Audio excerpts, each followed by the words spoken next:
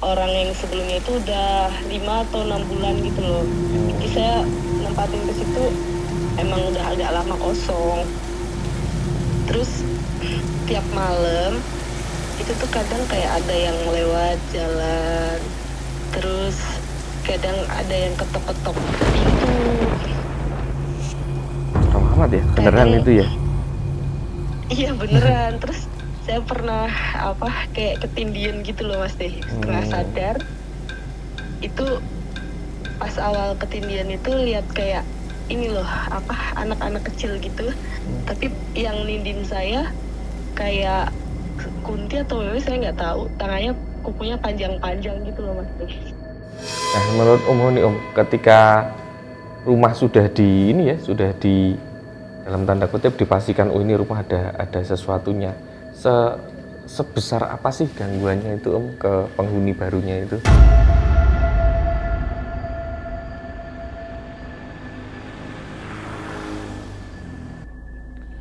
Assalamualaikum warahmatullahi wabarakatuh. Salam rahayu, rahayu bagi kita semuanya. Ya, kita kembali lagi di Gerbang Antar Dimensi Kisah Tanah Jawa. Nah, Om Ho, Ya, jadi gini Om. pasti. Nah, Ya, jadi apakah gini. Saya tuh keinget cerita temanku Om. Jadi kan mau penelusuran nih. Cuman tahu-tahu keinget aja cerita temanku, teman dari aplikasi Lita. Oh, Tahu aplikasi Lita? belum Mas Di. Nah, tak Apa kasih itu tahu. Mas Di? Nah, jadi aplikasi Lita itu aplikasi jasa teman mabar kayak gitu. Jadi Main teman-teman bareng. teman-teman yang suka main game online, Mobile Legends dan sebagainya. Nah, kalau mau cari teman bisa install aplikasi yang warnanya ungu, gambarnya kelinci putih kayak gitu. Nah, di Lita ini sebenarnya nggak cuman buat teman mabar, cuman di sini juga ada ada buat cari teman-teman cerita juga. Nah, salah satunya saya ada temen nih dari aplikasi Lita. Oh, Namanya Kacan. temannya Mas Di. Iya. Oh. Kacan itu temanku, cewek, perempuan. Mm-mm. Nah, si Kacan ini ceritanya serem-serem Om. Kemudian dia juga punya beberapa pengalaman yang sepertinya relate sama penelusuran kita, dan kemungkinan ini bisa kita adopsi nih Om. Kita bisa cari kebenaran ceritanya Seperti apa? seperti itu. Tapi kita nggak tahu nih benar atau enggaknya. Ya, ya. Gimana kalau ini kita telepon aja si Kacan, nanti Ya, mastiin sih Mas Di. sekalian mau denger Ya, ya. ceritanya Ya. gimana. Nanti sembari tak tracknya ya. Oke. Halo Kacan, apa kabar? Halo Mas Deng. Iya. Mas D, pripun kabare? Ya, saya niki kabar baik. Kacan, tahu nggak ini di sebelahku ada siapa? Ada Om Hao kah? Iya benar, Iya. saya lu Om Hao. Halo, Mbak Kacan, salam kenal.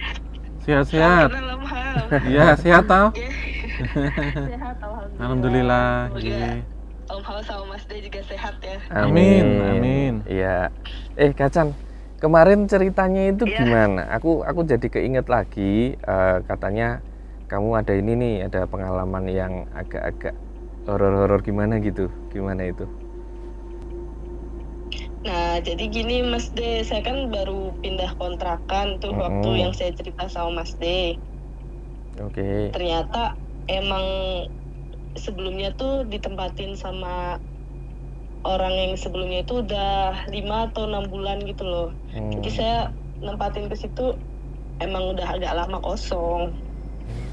Terus tiap malam itu tuh kadang kayak ada yang lewat jalan, terus kadang ada yang ketok-ketok pintu. Serem amat ya, beneran itu ya? Iya beneran. Terus saya pernah kayak ketindihan gitu loh Mas Teh, setengah sadar. Itu pas awal ketindihan itu lihat kayak ini loh anak-anak kecil gitu.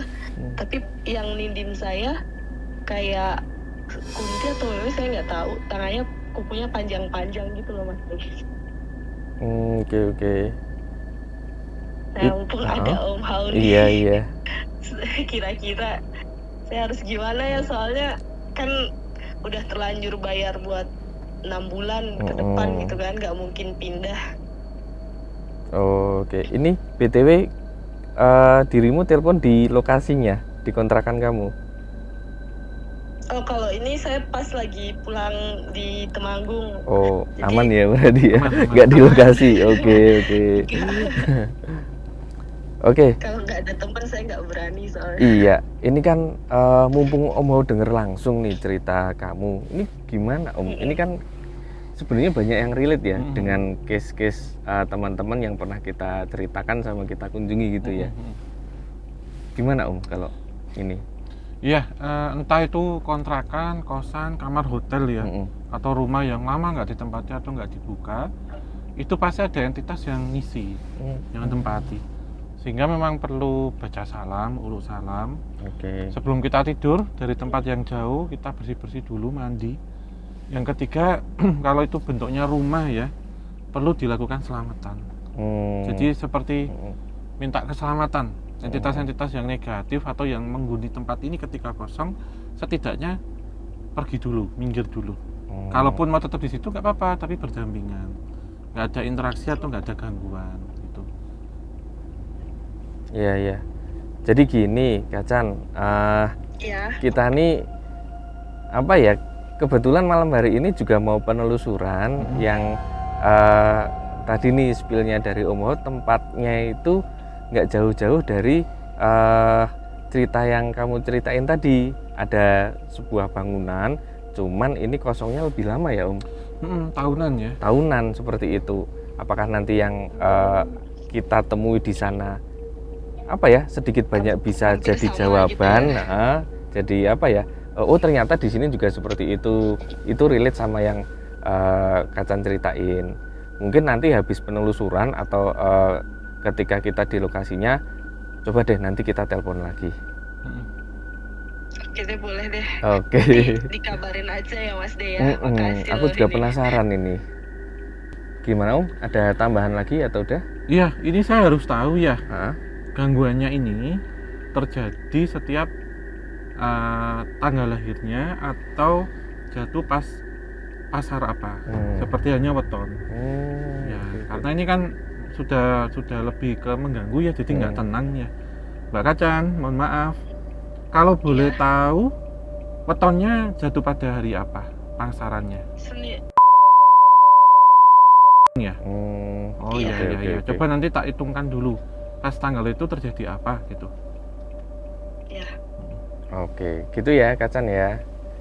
Ya Mas De. Ya, see you, thank you. Thank you.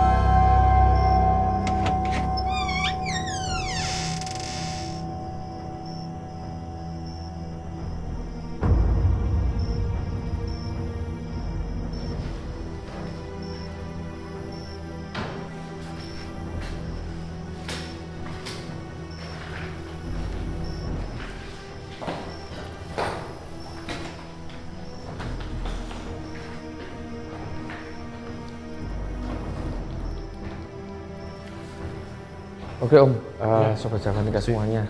Jadi berangkat dari cerita teman saya tadi Om, di aplikasi Lita yang namanya Kacan, apa ya, secara tidak kebetulan saya yakin itu menarik kita ke sebuah lokasi yang mungkin hampir sama ya nasibnya Om, sebuah rumah terbengkalai, sudah tidak dihuni lebih lama malahan, dan diduga ini juga memuat cerita-cerita maupun kejadian-kejadian yang disangkut pautkan dengan hal-hal mistis seperti itu.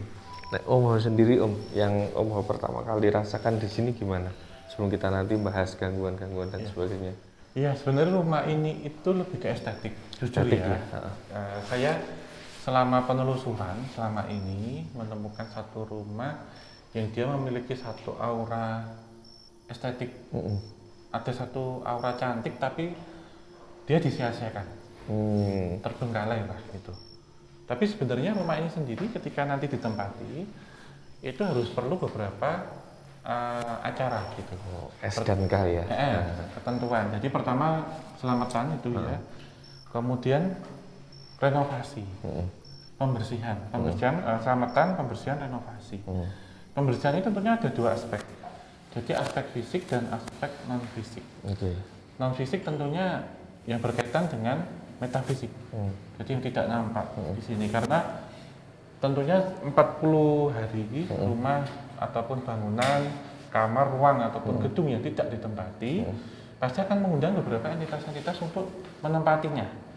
Gitu. Apapun itu Mas Di. Jadi tidak terbatas pada gondoruo atau kuntilanak misalnya.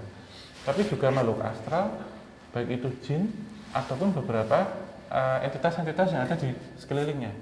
Ditambah lagi ketika rumah itu ada track record sesuatu hal yang berkaitan dengan kelam. Semisal di situ pembunuhan, suicide, Ya, tragedi-tragedi, perampokan, tragedi itu tidak akan mudah untuk dihilangkan dan ini sudah menjadi satu energi, satu memori yang sudah tersimpan. Gitu. Memang fisiknya bisa dibersihkan, tetapi non fisik ini berupa cerita, kisah ataupun kenangan itu yang akan susah dibersihkan. Baru yang ketiga adalah syukuran ketika akan ditempati. Oke. Tapi kalau menurut Om Ho ini sebenarnya rumah dalam tanda kutip ya, berhantu dalam tanda kutip, ini karena kosong duluan atau rumah itu ada something duluan terus kosong terus baru dikatakan berhantu? Semuanya Mas Di. Semuanya. Jadi peristiwanya kita lihat peristiwanya, kemudian dari peristiwa ini tentunya menimbulkan satu residual. Yang residual ini membuat penghuninya ini tidak nyaman. Kemudian ditinggalkan, dikosongkan. Yang kedua adalah memang ditinggalkan atau tidak ditempati, walaupun tidak ada residual. Ya, rumah wajar ya, rumah baik-baik, kemudian nggak dihuni orang. Kosong. Ini sebenarnya sama-sama kosong, tapi yang membedakan ini ceritanya, kisahnya, track recordnya. Tapi sama-sama bisa narik. Bisa. Yang ini lebih pekat Mas. Kenapa yang pertama lebih pekat? Karena juga mengundang sugesti. Sehingga ketika orang lewat situ melihat entitas yang berdarah-darah, yang minta tolong, yang menangis, itu kenapa? Karena terbawa dari yang pernah terjadi. Namun jika tidak ada apa-apa di situ kemudian ada, berarti ini bentuk manipulasi. Menciptakan satu tempat kemudian kok serem, berhantu, ada yang berdarah-darah, itu hanya manipulatif. Jadi kita harus tahu ceritanya nih dari mana, karena ada di beberapa kasus tempat-tempat tersebut setelah oper nih, entah itu oper kontrak, oper kepemilikan, ada satu energi yang tidak baik, lantas dijual murah. Jadi kita juga harus hati-hati nih kalau kita lihat rumah itu bagus, gede, megah, tapi kok harganya murah, kita harus curiga.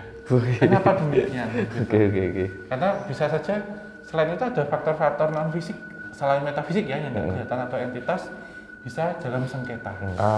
Itu tadi yang Om Ho ceritakan kan, ketika rumahnya itu pernah dihuni orang sebelumnya, sama seperti ceritanya Kacan tadi, ketika dia mau pindah ke kontrakan yang baru ternyata ada kejadian-kejadian yang seperti itu.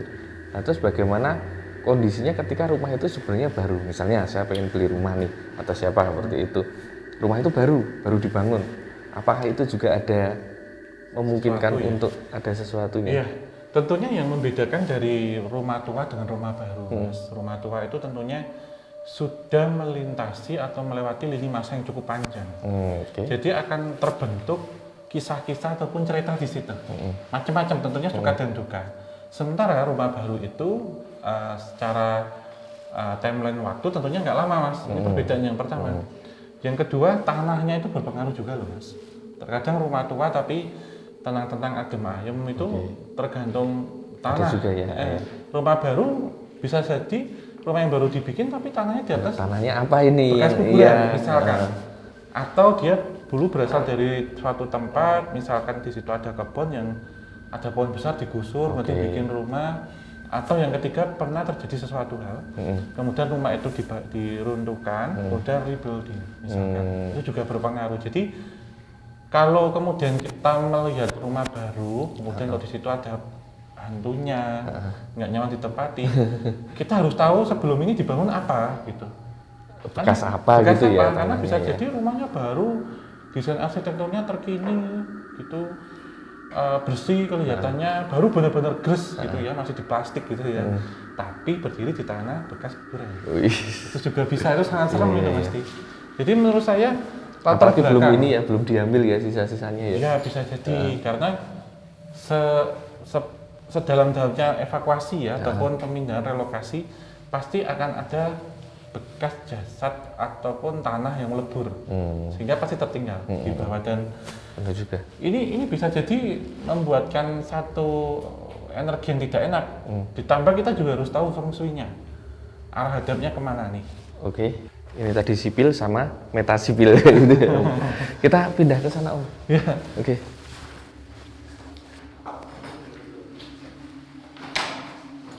Awas paku.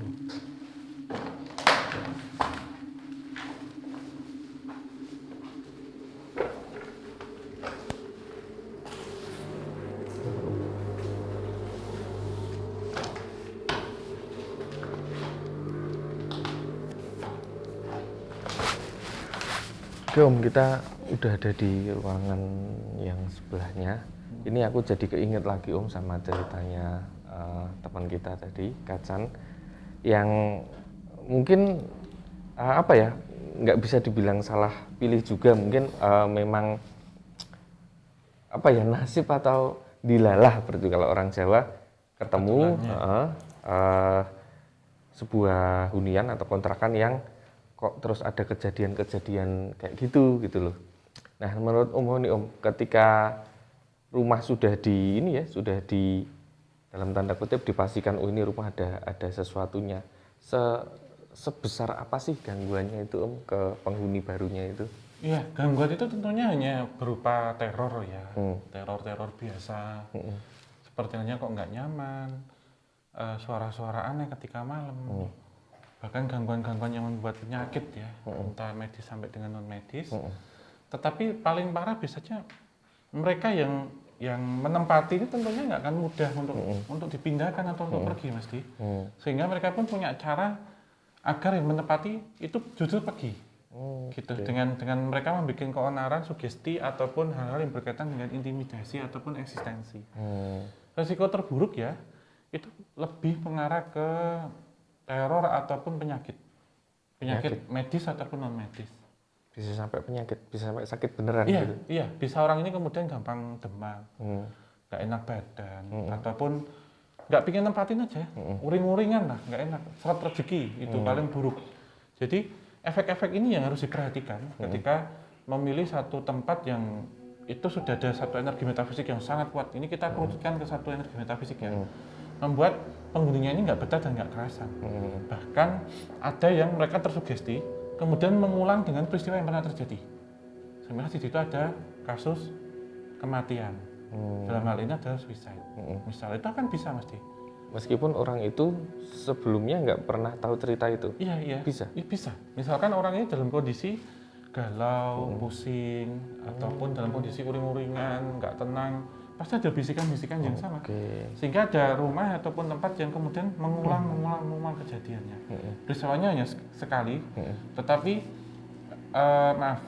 peristiwa itu sekali menjadi satu sejarahnya, tetapi polanya berulang. Sehingga rumah ini perlu harus rebuilding, harus dibangun benar-benar seperti hanya mengingatkan kita waktu penelusuran Pulau Gantung. Itu. Lantas rumah misal di situ pernah terjadi tragedi, misal perampokan berdarah ya. Bisa jadi ketika tidur, kalau kita beruntung ya, tanda kutip ya, beruntung bisa pas malam melihat kejadiannya itu.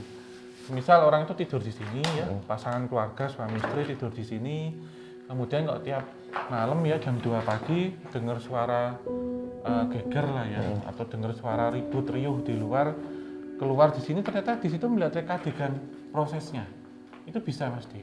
Ya itu tapi nggak beruntung juga lah Om. Iya, kasarannya Iya, itu iya, beruntung iya. tanda kutip. Jadi ini terulang-ulang atau misalnya ini kita lihat kamar mandi ya. Kadang di sini ada suara orang mandi. Tapi nggak ada. Nggak ada. Jadi ketika didatangin kering. Tapi kok ada bau sabun habis orang mandi. Terus di bak, kadang kok di situ kayak ada kepala keluar, atau bahkan yang paling menyeramkan ketika menyalakan keran keluar darah. Ih. Atau juga keran dimainin, krak gitu. Atau ada juga yang kok melihat suara, mendengar suara terus melihat sesuatu yang ada di kloset, buka tek ini Mas. Kan tutup ini biasanya kloset. Setelah dibuka ada kepala di situ, itu juga bisa. Jadi terornya itu macam-macam Mas. Dan ini bisa mengganggu secara psikis. Sehingga yang kena itu lebih ke psikisnya. Oke, merinding aku. Karena entitas ini pingin banget gitu. Orang ini karena mungkin lupa selamatan atau ada acara syukuran atau pembersihan, sehingga karena merasa di situ sudah lama dan tahu detail peristiwa ataupun kejadian, akan dibentuk rumah itu untuk istana atau rumah bagi mereka. Sehingga siapapun yang masuk harus keluar, kita nggak mau modelnya gitu. Udah ini ya diakuisisi ya, sama yang benar-benar susah ya. Satunya. Ada kemungkinan tapi susah. Itu rumah misal bekas sekte. Mungkin Pemujaan gitu ya. satanis ya. Itu atau pesugihan mesti. Nah, itu masuk ke dalam grade berikutnya. Oh, karena ini ya, karena ada perjanjiannya ya. Jadinya kalaupun mau ini main logika aja ya. Mau diusir atau mau dibuang, nggak mau kan dulu udah ada perjanjiannya. Iya. Gitu. Dan itu sudah manggon di situ dan misal kemudian dia entitas ini di kandang ya ataupun dikurung, diikat, dia minta ingin dilepasin.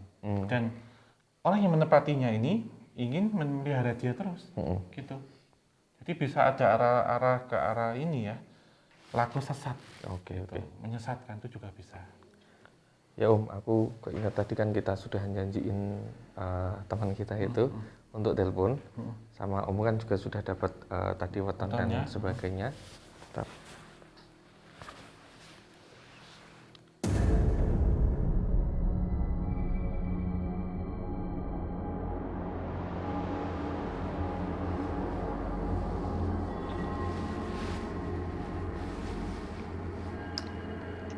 Halo Kacan. Ya, halo Mas Day. Wih, gimana masih aman ya? Aman, Oke. insya Allah. Ini saya sama Om kan sudah ada di lokasi yang tadi sempat kita ceritakan, kita mau ke sana. Dan lokasinya ini sebenarnya kalau menurut Om tadi rumahnya ini sebenarnya nyaman ya Om, nyaman, kemudian estetik dan sebagainya. Cuman karena sudah lama nggak ditempatin, makanya sama masyarakat sekitar ditengarai, ini jadi rumah horor, kemudian banyak kejadian-kejadian mistis dan sebagainya. Nah, kita pengen ini nih, ya pengen ngobrol ini, ada kesamaan nggak sih sama kontrakan yang ditinggali Kacan yang itu, yang tadi sempat diceritain? Iya, berarti hampir sama ya, sama yang barusan ditelusuri itu, sama banyak makhluk astralnya juga gitu, Mas Teh. Ya kurang lebih kayak gitu. Cuman kalau Kacan sendiri, gangguan yang paling ini apa? Yang paling paling nggak nyaman kayak gitu?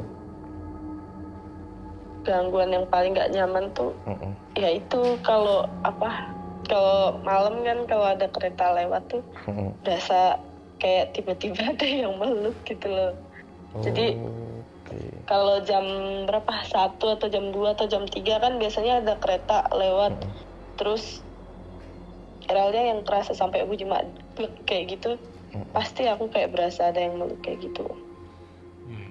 Iya, terlebih tadi diinformasikan untuk wetonnya kan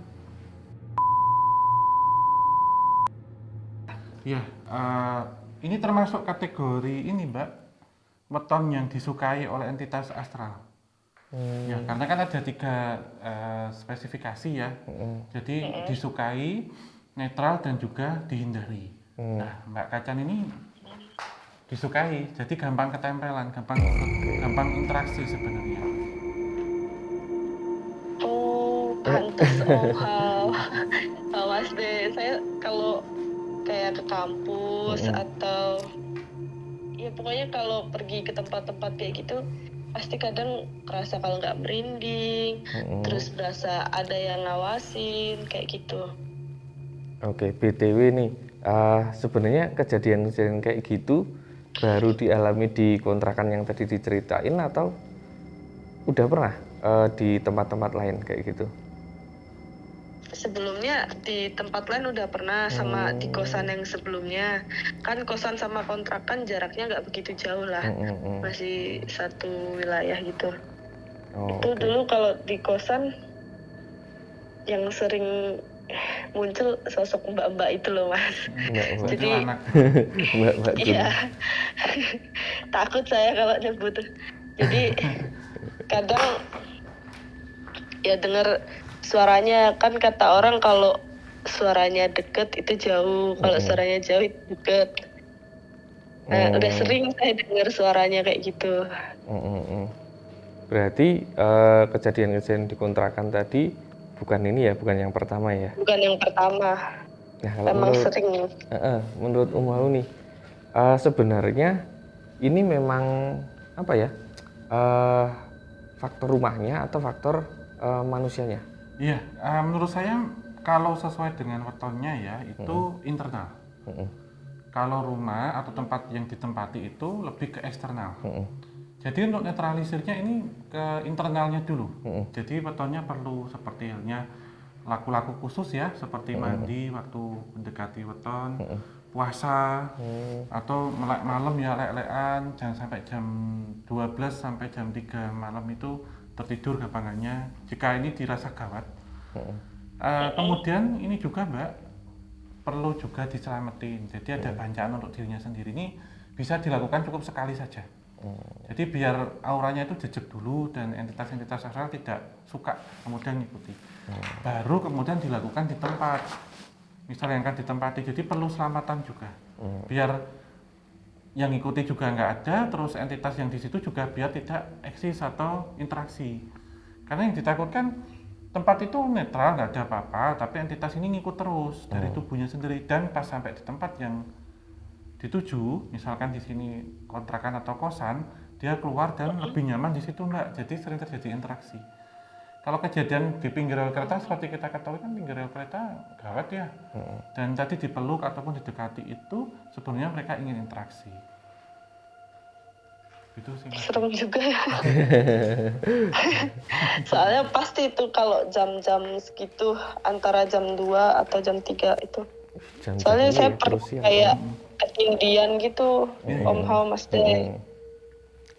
Berarti kalau menurut Om Hao nih, faktor yang mempengaruhi kejadian itu sebenarnya lebih ke dari rumahnya atau orangnya? Ini belum ke pembersihan.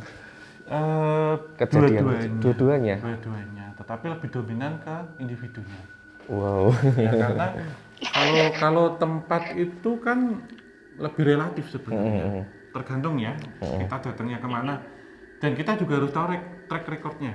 Misal kita dapat satu tempat dengan rate atau harga yang murah, itu kita harus curiga ya, karena bisa terjadi kasus-kasus kematian atau pembantaian ataupun tragedi, bahkan suicide, itu harus kita tahu. Atau tanah itu pernah terjadi sengketa atau berdiri di bekas apa, itu juga kita harus tahu sih. Seenggaknya misal kita masih ragu ya, kita ngikuti intuisi sih, karena karakter itu juga memiliki karakter dengan intuisi yang kuat. Jadi terkadang feelingnya juga main gitu. Jadi misal jadi saya cukup 1 bulan dulu, tak lihat-lihat dulu, kemudian nanti tanya tetangga kanan kiri ada apa, kalau aman clear ya itu diteruskan. Tapi kalau nggak betah ataupun ada cerita-cerita yang kabar burungnya ataupun informasi yang menakutkan, mending nggak usah teruskan, karena jadi sugesti dan membawa dampak nggak baik. Memang ada ceritanya sih, kalau ternyata yang saya kontrakin tuh sebelumnya kayak pernah bekas rumah dukun gitu, tapi nggak kepake sama anaknya, jadi emang sengaja dikosongin. Iya. Kacan mau tanya-tanya sesuatu sama Om Hao, mumpung Om Hao di sini. Cerita juga boleh nanti apa gitu, atau tanya sambil cerita yang ini curhat-curhat deh, nggak apa-apa. Yang pernah dirasain sebelumnya atau pas Iya, di iya, sini iya. apa, karena ini masuk kategori Ya, gawat aku sih mau ya. Gawat. Gawat karena ini Ya, rumah orang pintar, Om kemudian Hao. tidak jauh dari rel kereta juga. Ya. Aku mau tanya nih, kalau semisal kan aku udah terlanjur itu ngontrak di situ kan 6 bulan. Terus kan di situ pasti ada sosok yang nempatin. Lebih baik diusir atau dibiarkan saja? Ada resikonya nggak ya, Om Hao? Atau lebih baik aku pindah? Kalau misal diusir ataupun suruh pergi harus butuh orang yang paham tentang ini, gitu. Karena kan nanti ada negosiasi ya, atau dipindah secara baik-baik. Jangan sampai kasar, karena kalau kasar nanti bisa bumerang ke kita. Ini yang pertama. Kalau kita merasa nggak nyaman, mending putus kontrak aja, Pak. Itu paling aman. Iya. Dan setelah kita pindah, diri kita harus kita netralisir. Dibersihin dulu, kemudian kita harus tanya bener nih tempat baru kita, jangan sampai dari tempat A ke tempat B dengan kasus yang sama itu nggak ada bedanya. Jadi lebih hati-hati kemudian untuk memilih tempat. Oh gitu. Iya. Jadi mending saya ngalah yang pindah aja kali ya. Iya. Kalau dirasa energinya nggak enak loh, Mbak, atau lokasinya juga dalam tanda petik itu strategis. Lokasinya sih di bawah jembatan, sampingnya rel kereta. Wah, itu komposisi yang komplit lagi. Strategis itu. Apalagi sejarahnya pernah buat ini ya, pernah buat Dukun. Iya. Praktek-praktek. Kalau itu katanya dirasa gitu. sangat tebal, menurut saya mending pindah, karena kita mengurainya itu pelan-pelan satu itu cukup lama, memakan biaya, dan menurut saya menyita banyak ini ya, korban perasaan nanti secara psikis, karena ini yang diserang pasti psikis. Ya. Tapi mending pindah aja deh. Cuman pindahnya juga ini nanti lihat-lihat ya Om. Benar. Ketika kita pindah nanti ternyata malah tambah parah atau sama aja kan? Ya nggak ada bedanya kayak gitu. Berarti mending pindah terus melakukan selamatan yang tadi buat diri sendiri itu dulu ya. Iya, gitu ya. Itu sementara yang paling gampang sih Mbak menurut saya, dan nggak ribet. Karena ini kan statusnya kontrak ya, beda kalau kita beli, lebih susah nanti kepemilikan gitu. Ya. Oke, mungkin ini ya gimana? Kalau Kacan sendiri gimana dari penjelasannya Om Hao? Udah jelas sih Udah Mas Day, clear, jadi ya? ternyata selama ini emang dari Yutonya juga ya. Tadi kan dijelasin. Soalnya emang saya dari kecil juga udah bisa ngerasain kayak gitu. Nah ini mungkin ini ya yang terakhir ya Kacan ya. Potensinya gimana Om untuk diberesin dari personalnya dulu? Adakah? Kalau personalnya bisa, ada harapan. Masih ada harapan ya? Kalau tempat yang ditempati sekarang susah. Oke. Saya bilang bisa tetapi susah. Oke. Ya gitu ya Kacan ya. Saya lebih nyari aman aja. Pesannya Om Hao ya, demi keselamatan bersama kayak gitu. Kasih Mas Day. Oke, ya Sama-sama. Sehat-sehat selalu. Semoga aman ya habis ini ya. Masih ada harapan seperti itu. Thank you ya Kacan ya. Nanti calling-callingan lagi lewat Lita, aplikasi Lita. Iya. Thank you. Buat teman-teman yang mau dengerin kisahnya Kacan via aplikasi Lita, bisa langsung klik link download di deskripsi dan order di akunnya Kacan. Terima kasih.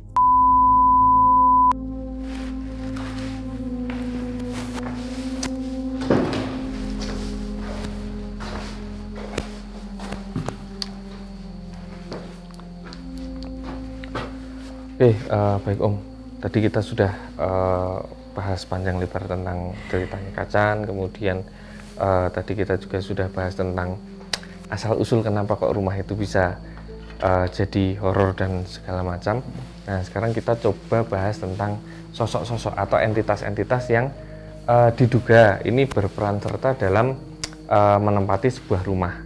Ini umum ya Om, bisa saja itu memang negatif atau mengganggu, atau ternyata netral, atau malah mungkin positif menjaga seperti itu. Nah, kalau yang Om mau Om Ho selama ini temukan, nanti saya juga cerita, Om Ho cerita ya. Ya.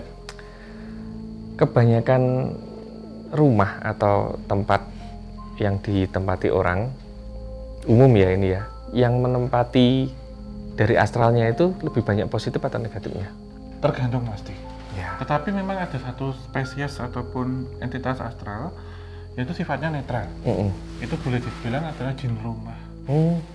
Dan itu pasti di langit-langit ataupun di gunungan kalau orang Jawa bilang, di gunung. Oke. Nah, jadi ini rumah apapun pasti akan ada itu. Dan entitasnya ini kenapa ada di atas? Karena itu ruang dan mereka tidak mau berinteraksi dengan penghuni yang ada di bawah, dan sifatnya menjaga atau seperti hanya apa ya, mesti ada satu ruang tersendiri gitu. Tetapi netral mesti gitu.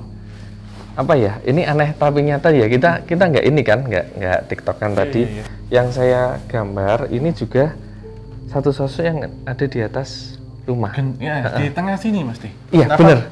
Kenapa dari tadi saya kemudian menyorot, karena rumah ini menurut saya estetik ya, unik ya. Entitasnya itu tidak ada di bawah, tetapi di atas semua. Jadi sempat sebelum kita mulai tadi saya survei, saya cek setiap ruang apakah ada entitas yang serupa. Kalau kita bilang genderuwo itu sudah umum, Mas. Tetapi beberapa entitas netral menurut saya itu di atas semua, di langit-langit. Setelah kita selesai mereka ada yang turun, gitu. Tetapi memang di sini rumah ini sendiri itu ada satu pojok dekat garasi itu memang negatif. Dan menurut saya netral di sini ada dua sisi, positif dan negatif. Tapi ada yang netral tuh tidak di kedua-duanya, gitu. Yang positif tentunya berasal dari entitas yang memang menjaga atau menunggu, tetapi di sini memberikan ketenangan terhadap penghuni. Yang negatif pasti kebalikannya, Mas, bikin nggak nyaman. Gitu. Nah ini jujur ya, tadi kita kan nggak ngobrol ya tentang entitas itu. Cuma yang pertama kali saya tangkap memang dia berada di atap rumah, dan yang seperti ini nggak cuma ada di sini Om. Jadi di beberapa rumah yang saya temukan itu kalau nggak di atapnya ya di ini langit-langit. Ya langit-langit seperti di itu. Gunungan. Jadi gunungan itu begini Sobat Javanika. Jadi di atasnya langit-langit ada ruang, kemudian pertemuan antara dua atap yang berbentuk pelana kuda ya, limasan atau pelana kuda, biasanya di situ. Yang paling sering biasanya di limasan ya, di limasan kan pas titik pertemuannya itu di bawahnya. Atau misalkan di sini berbentuk atap pelana kuda itu di tengah-tengahnya. Jadi pertemuan antara struktur kayu biasanya itu di tengah-tengahnya. Nah, bisa diamati di beberapa rumah yang masih menggenggam ataupun membawa benar tradisi, di situ biasanya dikasih kain putih, bendera merah putih, ataupun kadang dikasih apa padi atau apa gitu. Itulah tempat jin rumah itu ada di situ. Pantesan. Atau malaikat rumah gitu. Makanya kita disarankan kalau masuk uluk salam ya, kita mengucap assalamualaikum, permisi, nyuwun apa, nyuwun sewu gitu. Unik ya ininya ya. Nah, ini satu lagi mumpung saya nggak lupa. Di bawahnya wuwungan ini yang ada jin rumah, pantang sari untuk tidur. Oh, memang pantangannya rumah itu jangan tidur di bawahnya persis. Karena sering kejadian ketika tidur di situ, semisal ada acara hajatan, pengajian atau malam lelean ya, melek malam gitu, tertidur, yang terjadi adalah tindihan. Kalau kita ini ya Om ngomongin sosok yang ini tadi, ini kan berarti nggak perlu diapa-apakan. Memang sudah punya teritori sendiri. Nah, cuman ada beberapa sosok atau entitas yang ini dirasa perlu dikondisikan Om.